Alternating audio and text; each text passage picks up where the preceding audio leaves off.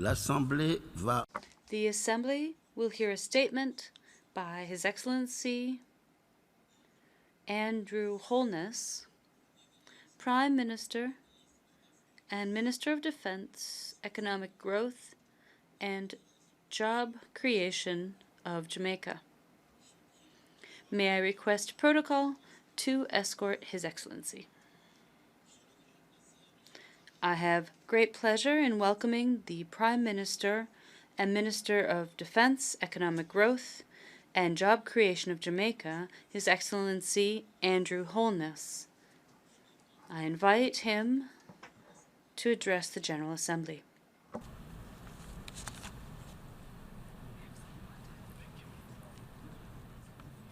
Mr. President, I'm honored to join fellow leaders at this 71st session of the United Nations General Assembly, which affords us an opportunity to undertake the most effective global response to the challenges for which the 2030 Agenda for Sustainable Development was elaborated. I congratulate you on your assumption of the presidency of this session, and I'm particularly pleased that the representative of a small island developing state is presiding over our Assembly. I am confident that your deliberations during this session will translate into meaningful commitments and actions under your able leadership. Let me thank the Secretary General for his contribution to the work of the United Nations over the past 10 years. He is to be commended for his tireless efforts in guiding the organization, allowing it to remain at the forefront of international dialogue, consensus building, and cooperation. Mr. President, with the adoption of the 2030 Agenda for Sustainable Development in September last year, we as a global community have committed ourselves to securing the well-being of all peoples. Jamaica is mindful, however, that for this outcome to be realized, national efforts must be complemented by global partnerships. Indeed, we are conscious that transforming our world is the responsibility of all of us, every nation and every individual. Under my leadership, despite the challenges, we in Jamaica are fully committed and are laying the foundation for accelerated, sustained economic growth. Mr. President, like many other countries, our path towards sustainable development has been hindered by years of low growth, crippling national debt, and high unemployment, which have been exacerbated by our vulnerability to natural hazards and other exogenous shocks. Consistent with the priorities of Jamaica's Vision 2030 and the Global Sustainable Development Goals, my government is implementing strategies to achieve economic growth, job creation, security, and poverty alleviation. These are our overriding objectives for the next 4 years. We are forging stronger partnerships with our private sector and undertaking structural reforms to foster an enabling business environment which will make Jamaica a more attractive destination for local and foreign direct investment. We are also resolute in our commitment that economic activity must be undertaken in a manner that not only protects and preserves our natural environment, but that develops our most important asset, the people of Jamaica. As such, we will continue to develop a social protection framework that is essential for safeguarding the welfare of the most vulnerable in our society. Mr. President, while we pursue a self-reliant path, I must bring to the attention of the General Assembly a matter that requires international cooperation. highly indebted middle-income countries, countries like Jamaica, a group I wish to call the HIMIC countries, are poised for economic transition with relatively high levels of health and education attainment. However, in a climate of historically low economic growth, this potential is gravely threatened by having to choose between debt repayment and catalytic growth spending. For Jamaica, there is no choice. Jamaica must repay its debt, and we are repaying our debts. However, the consequence is that there are no resources available for the government to make the kinds of public investments that stimulate economic growth. In addition, spending on critical issues such as security, the absence of which negatively impacts growth, is compromised. In these circumstances, developing countries would previously be able to tap into development assistance that can be used for growth-inducing counter-cyclical investment in infrastructure, which in turn strengthens debt repayment capacity. However, arbitrary classification on the basis of GDP per capita precludes HIMIC countries, highly indebted middle-income countries, from accessing such resources. The problem, Mr. President, is that while GDP per capita gives an indication of average incomes, it says nothing about the stock of wealth of a country, nor does it take into account the vulnerabilities that some countries face. Furthermore, Mr. President, some HIMIC countries like Jamaica have made deep structural and fiscal reforms to improve fiscal management and achieve debt sustainability, ensuring that we will never return to unsustainably high levels of debt. However, in the absence of an abundance of unused spare capacity in our economies, these reforms do not immediately kickstart the growth cycle.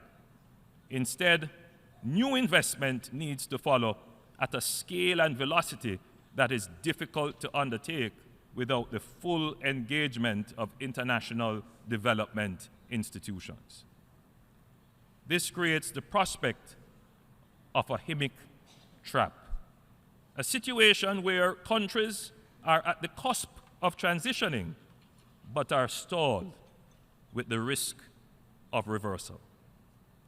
The presumption that middle-income country status obviates the need for ongoing access to official development assistance and concessional financing is not supported by empirical evidence. The potential HIMIC trap threatens hard-won developmental gains, and countries such as ours have for some time been highlighting this problem. Yet, Mr. President, the prospect of a HIMIC trap has not yet triggered a change in the mindset of those who preside over the decision-making process that directly influence our global economic and financial outlook. I reemphasize that a review of this broad categorization of countries based solely on GDP per capita must be undertaken, as this measure in isolation fails to fully and accurately take account of added vulnerabilities and levels of indebtedness. There are various other measures of development that should be taken into account. Several years ago, the international community nobly responded to the problem of unsustainable debt in poor countries through the HIPIC initiative, guided by the principle that no poor country should face a debt burden that it cannot manage. We supported this then, and we support it now on a similar principle for highly indebted middle-income countries.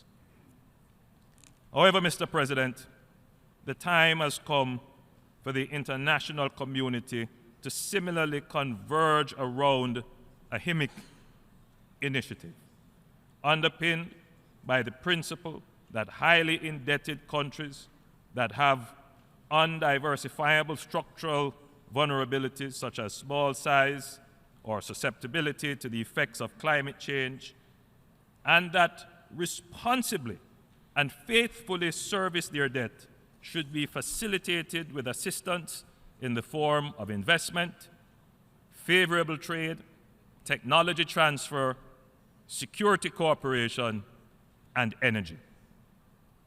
To qualify for inclusion in any HIMIC initiative, a country, in addition to being a highly indebted middle-income country, should have undiversifiable structural vulnerabilities and have demonstrated a track record of commitment to economic, fiscal, and social reform programs supported by the IMF and the World Bank. Mr. President, the collective size of the problem is such that a HIMIC initiative would not burden the international system. However, the potential impact of assisting these countries in transitioning would put more countries in a position to make greater contributions to the international system in the near future.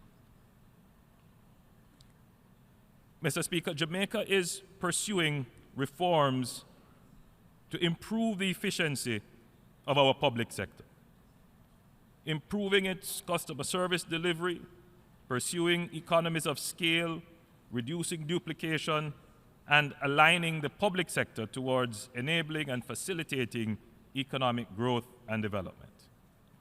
While we pursue reforms aimed at boosting fiscal sustainability and growth, we are also looking at innovative ways of matching our financing needs with sustainable development objectives. Jamaica will work with development partners to pursue debt for climate change swaps. This holds the potential of providing bilateral and multilateral relief for climate change adaptation and mitigation initiatives. Such a mechanism has the potential to provide fiscal relief while helping to unlock pledged climate financing to fund adaptation and mitigation initiatives. As a climate vulnerable country, Jamaica will play its part to close the climate implementation gap while at the same time addressing our debt overhang. This has the potential to be a groundbreaking approach. Mr. President, peace and security is a sustainable development goal. It is often spoken about in the context of peace between states. However, peace within states is just as important. Jamaica, like much of the Caribbean and Central America, is challenged by crime.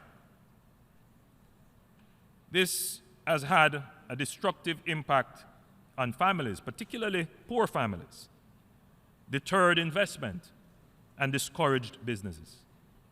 Crime in sections of Jamaica threatens the attainment of sustainable development goals. Tackling crime is a priority for our government. While the Jamaican government will do its part, the common problem we face in our region requires deeper security cooperation. Mr. President, the international community must also move with greater alacrity towards eradicating the illicit trade in small arms and light weapons. Jamaica is acutely aware of the destruction that can be wrought as a result of easy access to small arms and light weapons, particularly when in the possession of sophisticated networks of organized criminal groups. Our strategic location, which is extremely favorable for trade and logistics, also provides a potential transit point for illicit activities. It is this reality that has defined and propelled our participation in a range of bilateral, regional, and multilateral arrangements aimed at restricting the source, means, and capabilities that have been fuel to these dangerous relationships, made even more destructive through links to the drug trade. Jamaica has been a staunch supporter of the Arms Trade Treaty, and we are working towards its full and effective implementation. We call on all arms exporting countries to abide by their legally binding obligations under the treaty. Mr. President, Jamaica was honored to have chaired the recently convened 6th Biennial Meeting of States on the Program of Action to Prevent, Combat, and Eradicate the Illicit Trade in Small Arms and Light Weapons. Mr. President, we need to effectively address the emerging crisis of the withdrawal of correspondent banking services to certain financial institutions in the Caribbean. De-risking threatens our economies. This tends to hinder our participation in the global financial system and in international trade. This in turn creates serious obstacles to our efforts towards promoting investments. We respect and have been complying with financial regulatory standards and working within a rules-based multilateral trade and financial system. Trade represents 70% of the Jamaican economy, and as such, de-risking measures threatens our integration and economic viability. Therefore, we encourage our international partners to take the approach of establishing principles that ensure inclusive development strategies based on a country's ability to engage in vibrant, dynamic international trade. Mr. President, in respect of global trade, Jamaica realizes that the continuation of the economic embargo against our sister Caribbean country, Cuba, is out of step with recent actions to reestablish diplomatic relations between Cuba and the United States. We therefore call for its early lifting. Mr. President, the hallmark of any civilized society is how it treats its most vulnerable. We must treat with the issue of prevention of violence against our most vulnerable, particularly our women and children, as a priority. We must seek to empower our women to realize their full potential. Jamaica has a long track record of championing the rights of women and will continue to advocate for full implementation of the Beijing Declaration and Platform for Action. We also cannot leave our children behind. In order for our children to realize their full potential, they must be provided with the opportunity to live in an environment that is free from fear and violence. It is this resolve which undergirds our support for the global partnership to end violence against children. Mr. President, the international community must scale up cooperation to respond to the growing and deepening health crises that have gripped our world. Jamaica, like other countries, continue to struggle with preventing and controlling the common risk factors associated with the prevalence of non-communicable diseases, and also new and emerging diseases, the emerging and re-emerging epidemics associated with the transnational movement of microbes such as Ebola, Zika, and chikungunya are placing severe challenges on national budgets. The recently concluded high-level meeting on antimicrobial resistance and HIV/AIDS has also highlighted another dimension of the global health situation that needs to be arrested if we are to ensure that our citizenry live full and productive lives.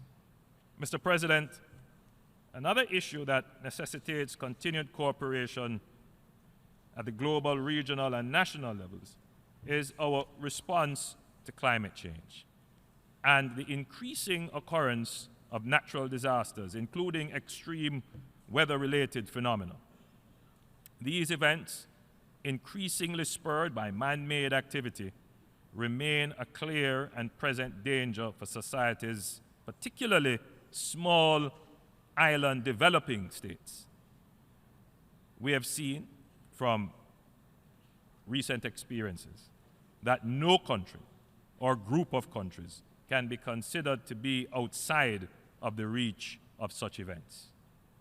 The Paris Agreement, under the United Nations Framework Convention on Climate Change and the Sendai Framework for Disaster Risk Reduction, provides us with a blueprint for action to ensure that our development efforts do not compromise the ability of future generations to enjoy a world in which their needs can be adequately met. I can assure you that Jamaica remains committed to the implementation of these agreements and will work towards continuing and implementing the effective implementation of the commitments. As the host country to the International Seabed Authority, we attach great importance to matters pertaining to the law of the sea. Jamaica supports the development of a legally binding international instrument on the conservation and sustainable use of marine biological diversity in areas beyond national jurisdiction, and is actively participating in its negotiations. Mr. President, Jamaica has had a long and fruitful association with the United Nations, one which it values highly. We are firm in our commitment to multilateralism and to the continued strengthening of the organization. We stand on the threshold of a world of possibilities, a world in which all persons can be given an opportunity to realize their full potential and where every nation state can better provide for the well-being of its citizens. We must not only live up to the expectation, we must surpass it. At this 71st session, let us recommit to the ideals of the Charter and the noble ideals of this organization. And let us recommit to achieving the goals of the 2030 Agenda for Sustainable Development. Let us join together in the spirit of the National Pledge of Jamaica to advance the welfare of the whole human race. I thank you.